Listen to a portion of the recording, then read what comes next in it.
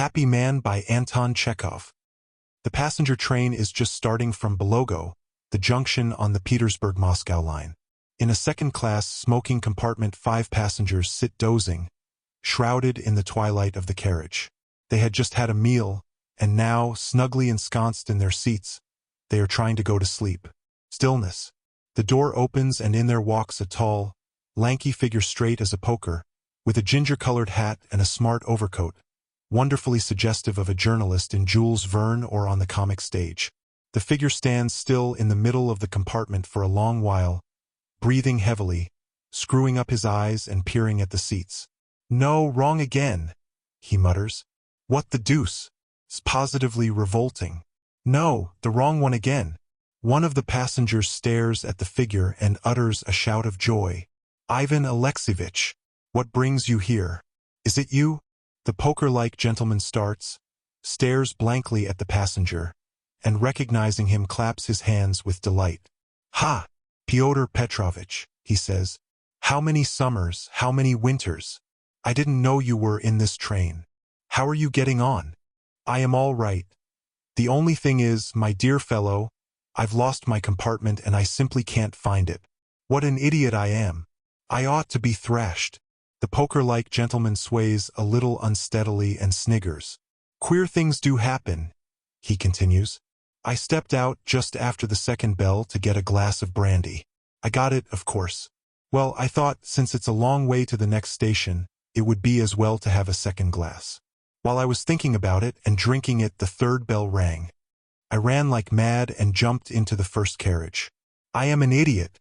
I am the son of a hen." "But you seem in very good spirits," observes Pyotr Petrovich. "Come and sit down. There's room and a welcome." "No, no. I'm off to look for my carriage. Goodbye. You'll fall between the carriages in the dark if you don't look out. Sit down, and when we get to a station you'll find your own compartment. Sit down." Ivan Alexeyevich heaves a sigh and irresolutely sits down facing Pyotr Petrovich. He is visibly excited, and fidgets as though he were sitting on thorns. "Where are you traveling to?" Pyotr Petrovich inquires. "I? Into space. There is such a turmoil in my head that I couldn't tell where I am going myself. I go where fate takes me. Ha ha! My dear fellow, have you ever seen a happy fool? No? Well then, take a look at one. You behold the happiest of mortals. Yes. Don't you see something from my face? Well, one can see you're a tiny bit so. I dare say I look awfully stupid just now. It's a pity I haven't a looking-glass. I should like to look at my counting-house. My dear fellow, I feel I am turning into an idiot, honor bright. Ha ha! Would you believe it? I'm on my honeymoon. Am I not the son of a hen? You? Do you mean to say you are married? Today, my dear boy. We came away straight after the wedding. Congratulations, and the usual questions follow. Well, you are a fellow, laughs Pyotr Petrovich. That's why you are rigged out such a dandy. Yes, indeed. To complete the illusion, I've even sprinkled myself with scent. I am over my ears in vanity. No care, no thought, nothing but a sensation of something or other. Deuce knows what to call it. Beatitude or something? I've never felt so grand in my life. Ivan Alexeyevich shuts his eyes and waggles his head. I'm revoltingly happy, he says. Just think. In a minute I shall go to my compartment. There on the seat near the window is sitting a being who is, so to say, devoted to you with her whole being. A little blonde with a little nose. Little fingers. My little darling. My angel. My little poppet. Phylloxera of my soul. And her little foot. Good God. A little foot not like our beetle crushers, but something miniature, fairy-like, allegorical. I could pick it up and eat it, that little foot. Oh, but you don't understand. You're a materialist, of course. You begin analyzing at once, and one thing and another. You are cold-hearted bachelors. That's what you are. When you get married, you'll think of me. Where's Ivan Alexeyevich now? You'll say. Yes, so in a minute I'm going to my compartment. There she is waiting for me with impatience, in joyful anticipation of my appearance. She'll have a smile to greet me. I sit down beside her and take her chin with my 2 fingers. Ivan Alexeyevich waggles his head and goes off into a chuckle of delight. Then I lay my noddle on her shoulder and put my arm round her waist. Around all is silence, you know. Poetic twilight. I could embrace the whole world at such a moment. Pyotr Petrovitch, allow me to embrace you. Delighted, I'm sure. The 2 friends embrace while the passengers laugh in chorus. And the happy bridegroom continues. And to complete the idiocy, or, as the novelists say, to complete the illusion, one goes to the refreshment room and tosses off 2 or 3 glasses. And then something happens in your head and your heart, finer than you can read of in a fairy tale. I am a man of no importance, but I feel as though I were limitless. I embrace the whole world. The passengers, looking at the tipsy and blissful bridegroom, are infected by his cheerfulness and no longer feel sleepy. Instead of 1 listener, Ivan Alexeyevich has now an audience of 5. He wriggles and splutters, gesticulates, and prattles on without ceasing. He laughs and they all laugh. Gentlemen, gentlemen, don't think so much. Damn all this analysis. If you want to drink, drink. No need to philosophize as to whether it's bad for you or not. Damn all this philosophy and psychology. The guard walks through the compartment. My dear fellow, the bridegroom addresses him, when you pass through the carriage number 209, look out for a lady in a gray hat with a white bird and tell her I'm here. Yes, sir. Only there isn't a number 209 in this train. There's 219. Well, 219 then. It's all the same. Tell that lady, then, that her husband is all right. Ivan Alexeyevich suddenly clutches his head and groans. Husband. Lady. All in a minute. Husband. Ha! I am a puppy that needs thrashing. And here I am a husband. SCH. Idiot. But think of her. Yesterday she was a little girl, a midget. It's simply incredible. Nowadays it really seems strange to see a happy man, observes one of the passengers. One as soon expects to see a white elephant.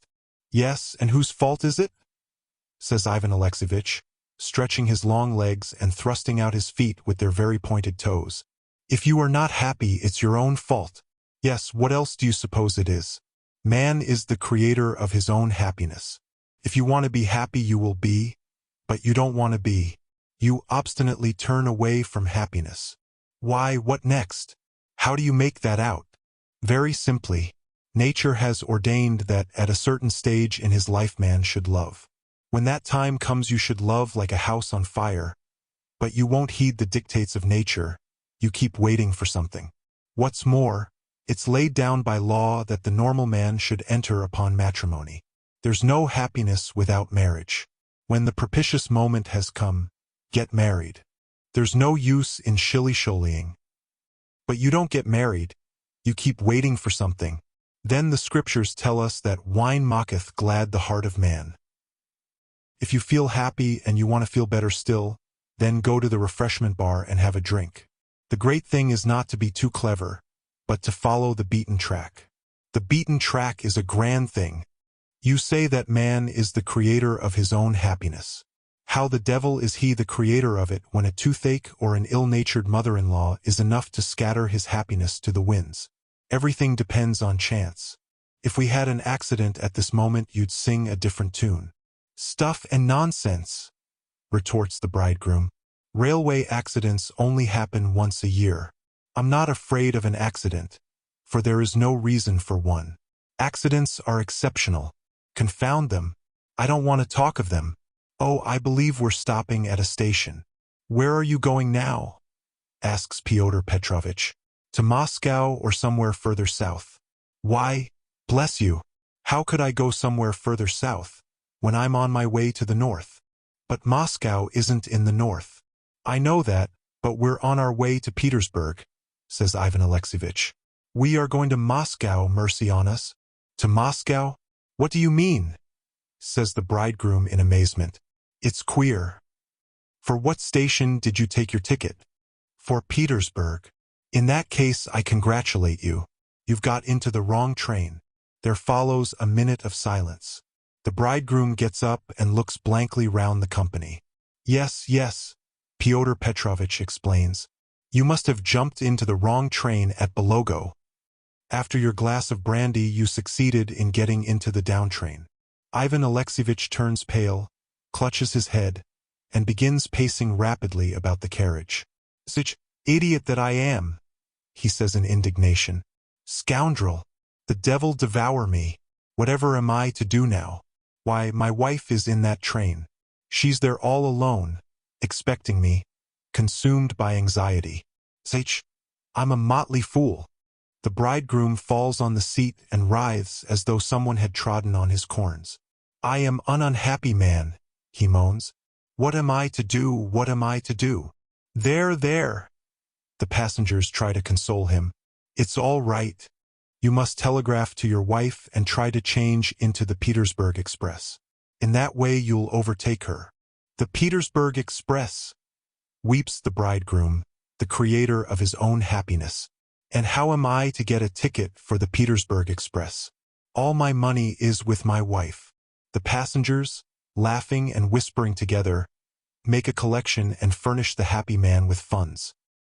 Dear listener, we close the pages on another tale, a journey through words, imagination, and emotion. Here at the Falls Audiobook, where stories flow like a river's current, carrying you to distant worlds and uncharted depths, we thank you for joining us. As always, we invite you to linger a little longer. Subscribe to our channel to discover more stories waiting to be heard, each a cascade of voices, ideas, and artistry. And remember, every great story begins with a single word. Perhaps the next one will begin with you. Until our voices meet again, may your days be filled with quiet moments, rich pages, and the soothing sound of a story well told. This is the Falls Audiobook, signing off.